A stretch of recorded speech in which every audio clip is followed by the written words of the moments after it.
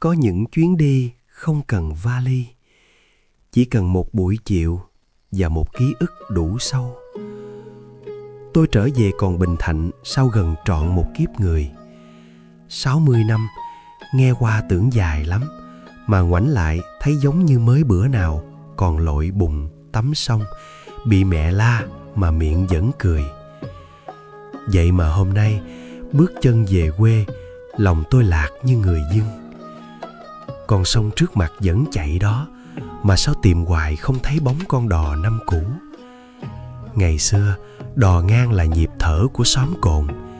Sáng chở người đi chợ, chiều đón mấy ông say rượu về nhà. Khuya khuya còn nghe tiếng chèo khua nước, lẫn tiếng thở dài của mấy mối tình không dám gọi tên. Tôi đứng lặng, hít một hơi thật sâu, mà không còn nghe mùi mắm mẹ kho nữa.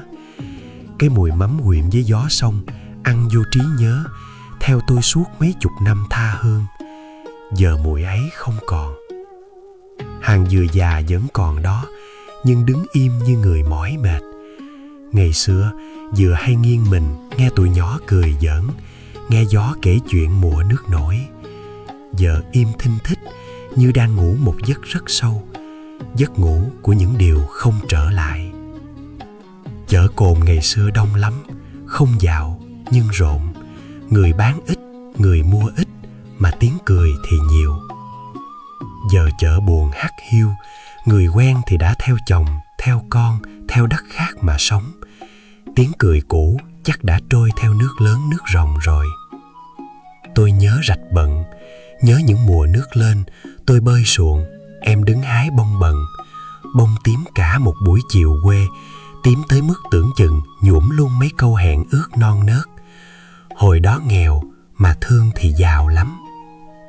Còn nhớ không, xóm cửa gà thuở ấy, đêm về đèn sáng khắp cánh đồng. Không phải đèn cao áp, chỉ là đèn dầu, đèn măng sông, vậy mà soi rõ cả những giấc mơ. Bàn tay em thoăn thoắt chẻ lát, từng cọng mảnh như sợi chỉ, còn mắt thì lén ngước lên trời, đếm sao, mơ ngày nên vợ nên chồng. Tuổi trẻ mà, mơ nhiều, sợ ít, ai ngờ đâu, có những cuộc đi là đi luôn, không hẹn ngày về. Ai ngờ đâu, lời thề ngày đó yếu hơn cơn gió động. Tôi đi rồi quên lối, quên cả đường về trong tim. Đến khi quay lại thì nhà giảng không còn, đầu sỏ đã lỡ. Mấy địa danh nghe quen như má gọi tên mình, giờ chỉ còn trên giấy tờ cũ.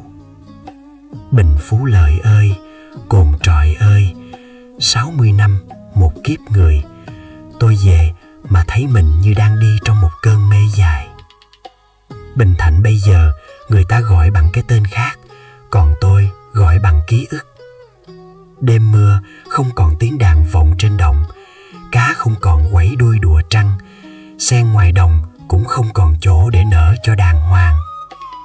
Tôi quay lưng, lòng buồn vì vật đổi sao dời. Bỗng ai đó hỏi, ông tìm gì vậy ông? Dòng miền nào xa lắc? Tôi đứng yên, không trả lời được. Tôi tìm quê, mà quê chắc không đợi tôi nữa rồi. Bình Thạnh ơi, có lẽ ta mất nhau thiệt rồi.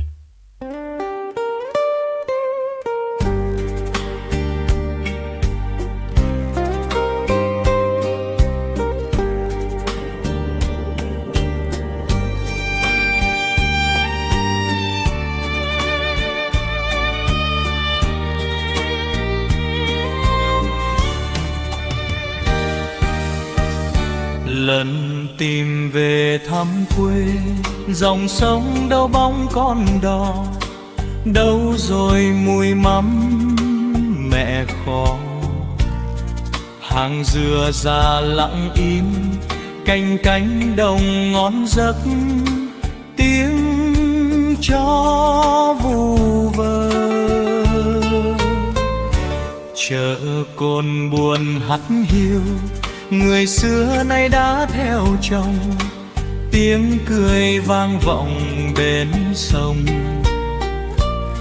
Rạch bần nước lớn dòng, anh bơi xuồng em hái bông bần tím cả chiều quê.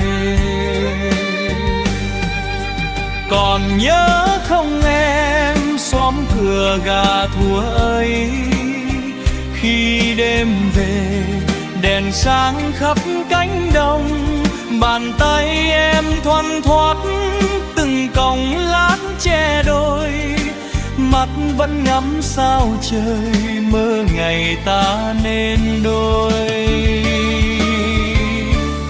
Nào có ngờ đâu anh đi quên lối về, quên cả câu thề. Nhà giam còn đâu, đầu xó đã lỡ mất rồi. Bình Phú Lợi ơi, cồn chọi vẫn mong chờ.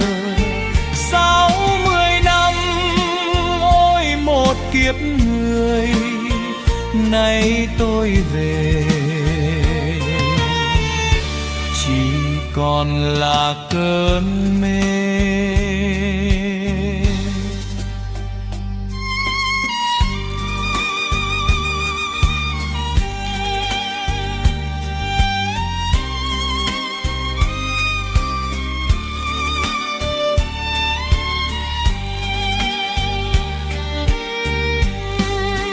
Bình Thạnh giờ đây chỉ còn là ký ức, đêm mưa không còn tiếng đàn vọng trên đồng, cá không còn quây đuôi đùa trắng nữa, sen trên đồng không còn chỗ nở hoa.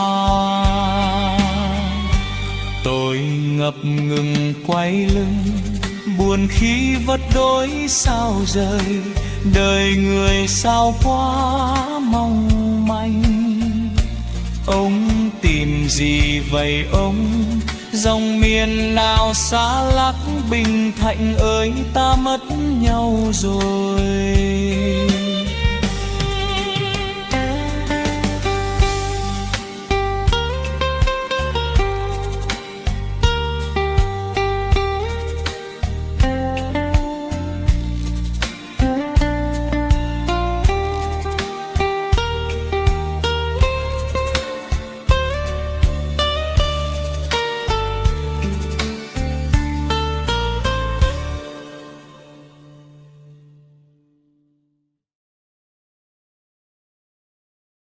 Cảm ơn rất nhiều vì đã xem hết video. Hãy để lại suy nghĩ của bạn trong phần bình luận.